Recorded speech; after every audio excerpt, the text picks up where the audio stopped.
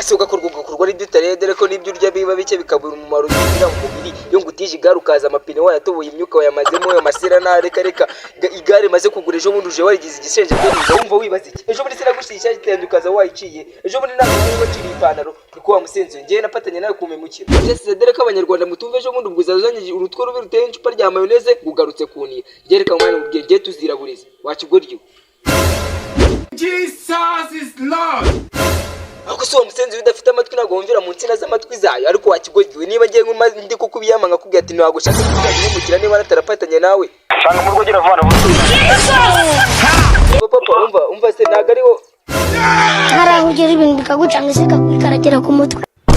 Imana y'u Rwanda none uvi yaranyishe pe use bundi kira kigo gisi cyo kibiteye none haranyishe pe aranyica none usinzi ko mukira reka mbwire sata reka mbwire wese ndamubeshyikira nta kintu namubeshya none niba hitanyica niba hitankingura simbizi ibintu ari bunkorere we gusubije kumwita bambyihorere bigenze gute mureka njye kumwita bagenda musanga baronse nyewe ntago ari njyewe Silent Razor Panda Beats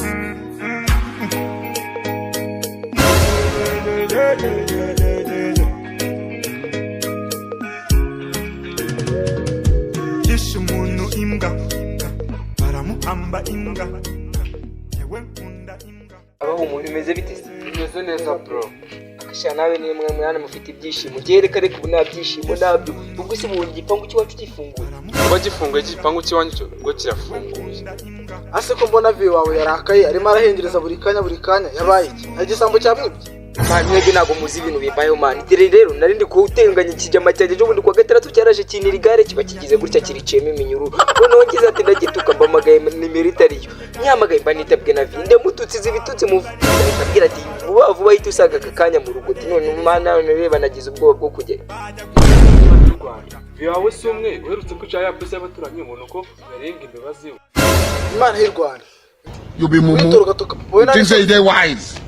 Haramwisha. Hajya viyewe si umwe uherutse kwica ya pesa y'abaturanyi umuntu ko ngo yarenga imbabazi we. rwose yayishe ndebira pusi rwose uriya musaza ni umugome Ukuntu cyari kinabyibushye kiriya gipusi. kihoresha arakica kiriya Nyine bro wowe ihangana ahubwo wowe turamanutse ara hepfo tubwiye tugushagira agasanduku. Ahubwo se tubwire tuzagushyingura ryari ejo cyangwa kuwa kabiri. muri ibisezi mwebwe iyo aba ari ukunyica gusa nari kubyemera ariko aranyica n'umurambo wanjye wishinyagurire ahubwo mwebwe mu kinyagurira amana umva rero akamubwire nupfa uzampamagare nzaze kugushyingura rwose aho ubundi wowe ntagiye mugereho nyine mugereho sha nanjye reka njye kuzikubitwara igeze ahura tukagiye gupfa Sawa genda urugendo rwiza ni mu ijuru. aheza mu ijuru sha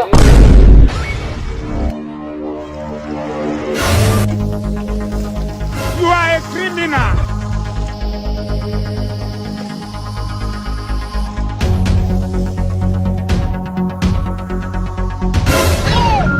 Jesus is Lord. bro bimeze bite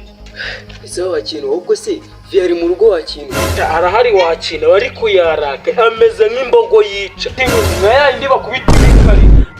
icyo nagufasha ni kimwe reka nyaruka hano hepfo njye kureba umuntu ubaza agupimire isanduku agukorera isanduku ahubwo se upima metero zingahe Assalamu alaikum wa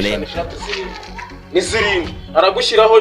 na metero ya 8 aho bazagusagura ushyira utwenda twawe nako turi haba n'akabeho kadanje na rwa rukoto ukunda kwifubika rw'ubwoya nzabyibuka ndogushiriremo aha shaka ngira kabisa bro reka ngereyo njye kubikureba na mbigutunganyiriza hakiri kare si byose gerayo harahugera ibintu bikagucanga se kakaragera ku mutwe